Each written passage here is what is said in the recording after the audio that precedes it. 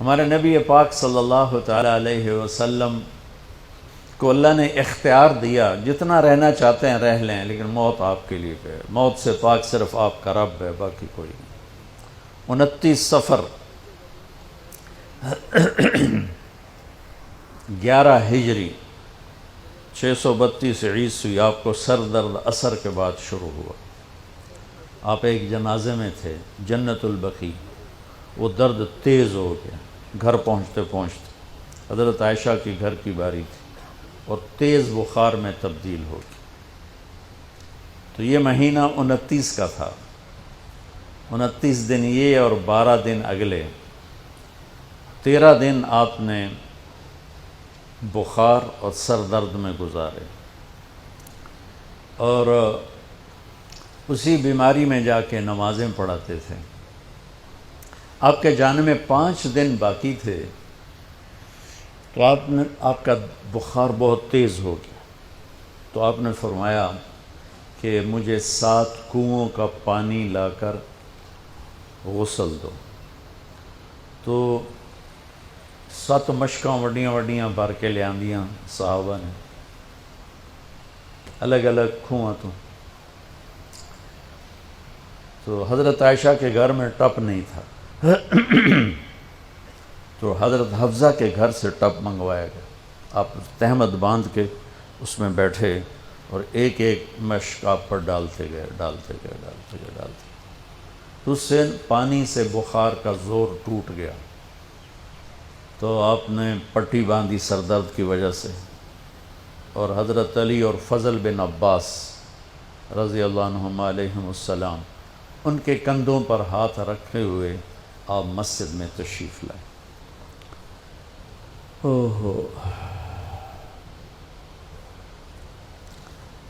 اور مسجد بھری ہوئی تھی۔ آپ نے ایک چھوٹا سا بیان دیا، وہ آپ کو سنانا چاہتا ہوں۔ آپ نے فرمایا، لوگوں، میں ایک زمانہ تم میں گزار کے جا رہا ہوں، میں نے کسی کا حق مارا ہو تو مجھ سے لے لو، کسی پہ زیادتی کی ہو تو بدلہ لے لو، کسی کو تھپڑ مارا ہو، سوٹی ماری ہو، بدلہ لے لو، قیامت کے دن میرے اوپر کوئی مقدمہ نہ کر دینا، میں اس دن کی پیشی کو برداشت نہیں کر سکتا۔ جن کی طفیل لوگوں کی پیشیاں معاف ہو جائیں گی، جن کی طفیل حساب شروع ہوگا، جن کی طفیل کروڑوں اربوں گناہگار ان کو معافی ملے گی، وہ امت کو کیا پیغام دے کے جا رہے ہیں کہ جب میرے ذمے کوئی ہے تو ہون لے لو، اتھے نہ منگیا جائے۔ آپ نے اس کو اتنا دہرایا کہ صحابہ رونے لگے، تو آپ نے اتر کے ظہر کی نماز پڑھائی، پھر ممبر پہ آ گئے، پھر اسی بات کو دہرایا، میں نے کسی کا حق مارا ہو، کسی کو تھپڑ مارا ہو، کسی کو سوٹی ماری ہو، کسی پر زیادتی کی ہو، یہ میری جان بھی حاضر ہے، میرا مال بھی حاضر ہے، یہیں فیصلہ کرو میرے ساتھ، آگے نہ اٹھانا۔ ایک آدمی کھڑے ہو گئے، یا رسول اللہ، آپ نے میرے 3 روپے دینے۔ آپ نے فرمایا، ضرور دینے ہوں گے پر مجھے یاد نہیں، ذرا یاد تو کراؤ۔ کہ یا رسول اللہ، آپ کے پاس سائل آیا تھا تو آپ کبھی سائل کو لوٹاتے نہیں تھے کہ نہیں بھی میرے کو لہن کوئی نہیں، یہاں تک کہتے تھے وہ فلاں دکاندار سے جا کے ادھار لے لے، جب میرے پاس آئیں گے میں تیرا ادھار چکا دوں، خالی نہیں بھیجتے تھے۔ تو کہنے لگے، یا رسول اللہ، سائل آیا تھا، آپ کے پاس تھے نہیں، آپ نے مجھ سے پوچھا تیرے پاس کچھ ہیں؟ تو میرے پاس 3 درہم تھے، تو آپ نے کہا اس کو دے دے، میں تمہیں دے دوں گا۔ تو ہم نے کہا ہاں، یاد آ گیا۔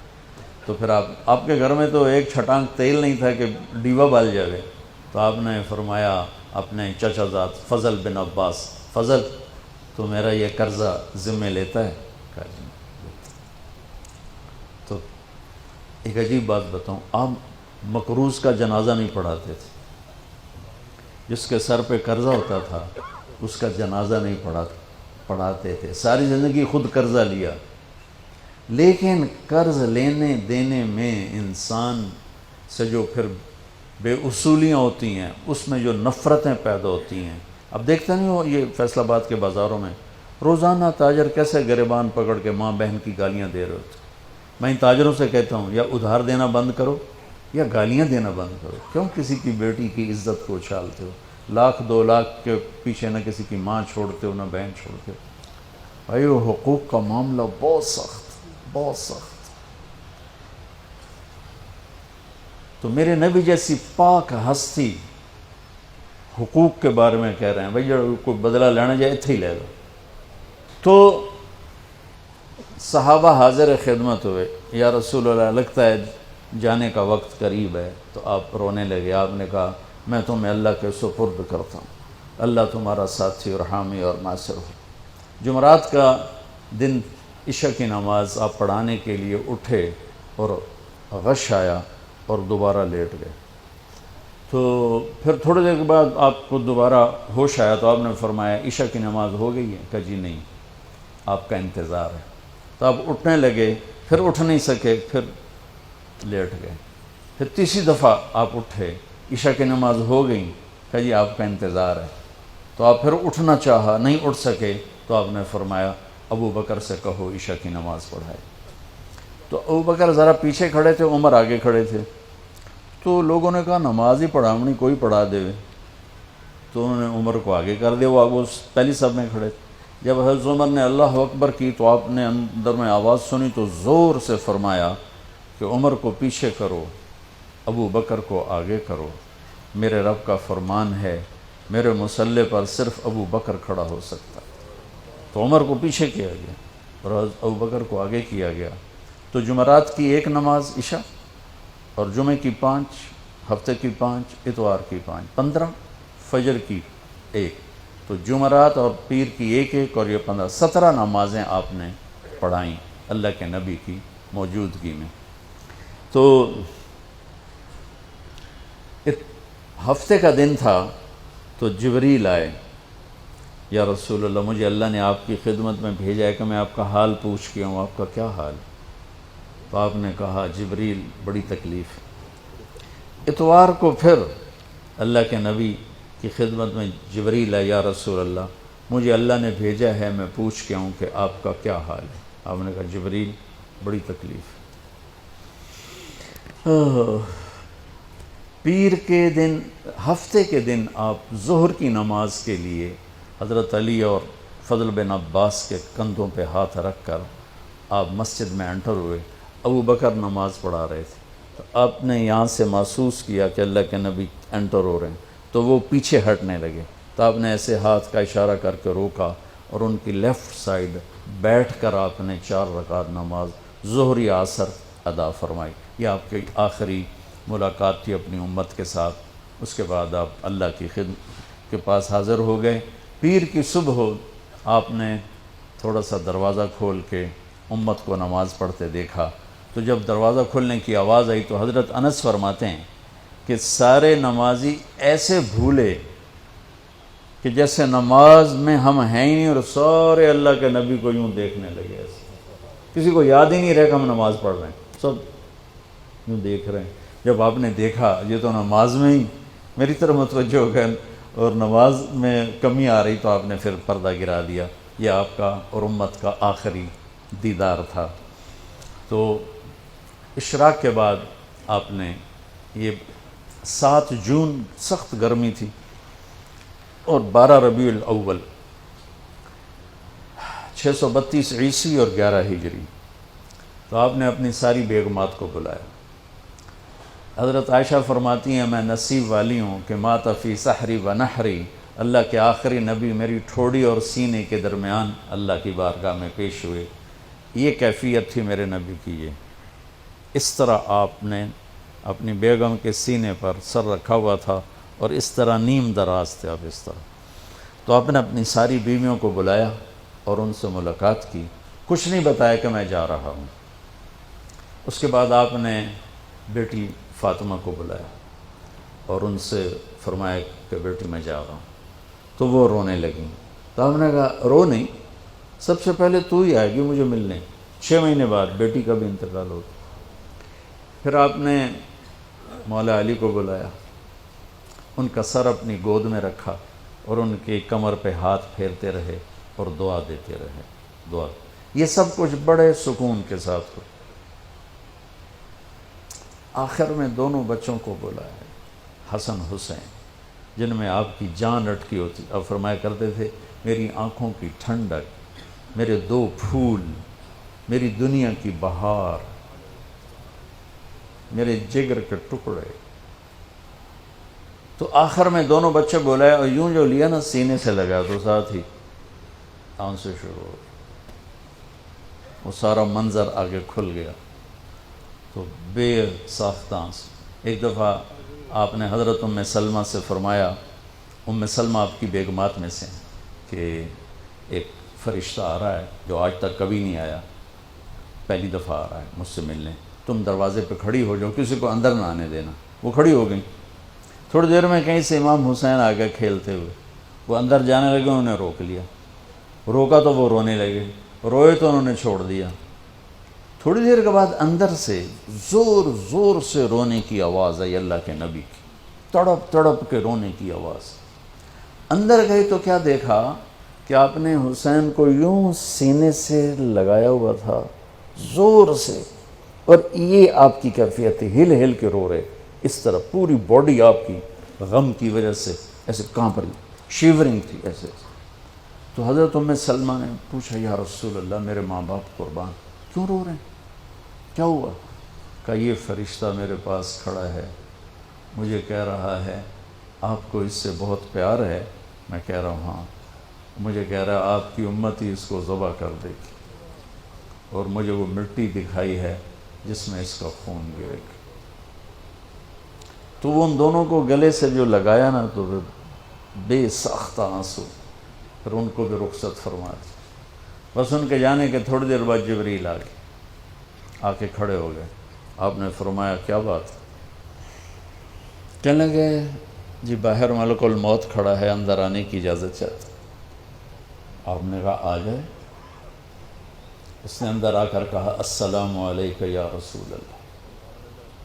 پھر کہنے لگا یا رسول اللہ آپ پہلی ہستی ہیں جنہیں میں سلام کر رہا ہوں، میں نے کبھی کسی کو سلام نہیں کیا. پھر کہنے لگا یا رسول اللہ آپ پہلی ہستی ہیں جن کے بارے میں اللہ نے فرمایا پوچھ کے اندر جائیں، ایویں نہ وڑ جائیں، اجازت ملے تو جانا ورنہ واپس آ جانا. یا رسول اللہ آپ پہلی ہستی ہیں اللہ نے فرمایا آنا چاہیں تو لے آنا. ہو کیا دربار ہے، کیا مقام ہے. موت بھی اجازت منگتی پہ، اور رہنا چاہیں تو چھوڑ کے آ جانا. عیش معاشیت میرے محبوب، آپ جتنا زندہ رہنا چاہتے ہیں آپ کو اجازت. توڑے واسطے 63 سال کی کوئی قید کوئی نہیں، توڑی اپنی مرضی. تو آپ نے پوچھا اگر میں تمہیں اجازت دے دوں تو میری جان بھی نکالو گی؟ کہ جی رسول یہ تو اللہ کا امر ہے، میری کڑی اوقات. تو آپ نے جبریل کو دیکھا. اب ذرا میری آنکھوں کو دیکھو. تو آپ نے یوں کیا. یہ بھی سوال ہوتا کی صلاح ہے، تو بجائے منہ کے آدمی نہیں پوچھتا ہے، یہاں سے سوال کرتا. آنکھیں بھی بہت کچھ کہہ دیتی ہیں، بہت کچھ سنا دیتی ہیں. تو آپ نے یوں کیا. تو وہ سمجھ گئے کہ اللہ کے نبی کہہ رہے ہیں تیری کی صلاح ہے. تو انہوں نے عرض کہ ان ربک الیک لمشتاق. یا رسول اللہ آپ کی ملاقات کے شوق میں بیٹھے، بڑے شوق میں ہیں اللہ آپ کی ملاقات. بھائیو مانگا کرو یا اللہ وہ موت دے کہ تو ہماری ملاقات کے شوق میں ہو، ہمیں مردود نہ کر دے بلکہ ہمارے لیے اپنی رضا کے دروازے کھول دے.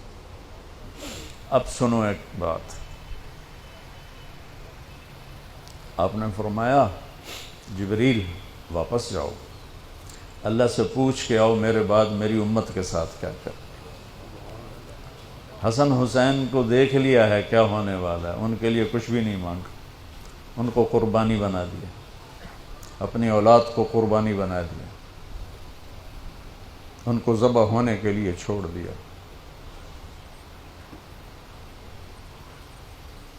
اور تمہارے لیے ہاتھ اٹھا دیا کہ پوچھ کے آ پہلے میرے بعد میری امت کے ساتھ کیا کرے.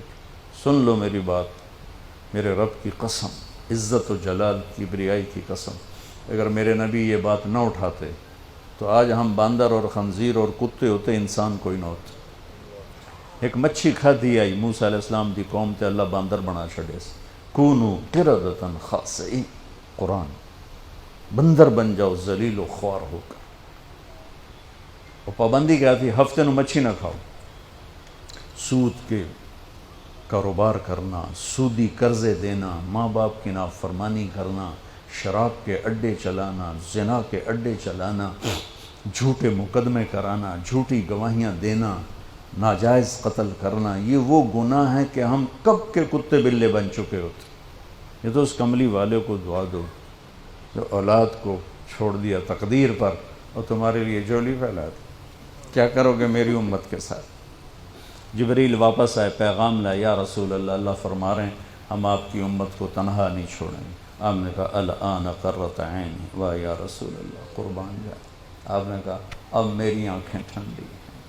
اللہم الرفیق الاعلی، یا اللہ ہوں بلا میں آمن تیار. وہ جو چند لمحے تھے اس میں پھر آپ نے امت کو وصیت فرمائی، الصلاۃ، میری امت نماز نہ چھوڑنا. 90% لوگ نماز چھوڑ گئے. وما ملکت ایمانکم، اپنے نوکر، ملازم، غریب ان پہ ترس کھانا، فرعون نہ بننا. حقوق اللہ، حقوق العباد. حقوق اللہ میں نماز سب سے اعلیٰ، حقوق العباد میں غریب سب سے اعلیٰ. تو ان کو سمیٹ کر پورا دین بتا دیا. الصلاۃ، میری امت نماز نہ چھوڑی. وما ملکت ایمانکم، اپنے نوکر چاکر، نوکرانیاں، غریب لوگ ان پہ رحم کرنا. انہی دو باتوں کو اب دہرا رہے تھے. پھر آواز کمزور ہوئی تو کہا الصلاۃ، الصلاۃ، الصلاۃ، نماز، نماز. پھر آخری لفظ سے اللہم الرفیق الاعلی، مولا تیرا ساتھ چاہتا. اور اللہ کا امر پورا ہو گیا.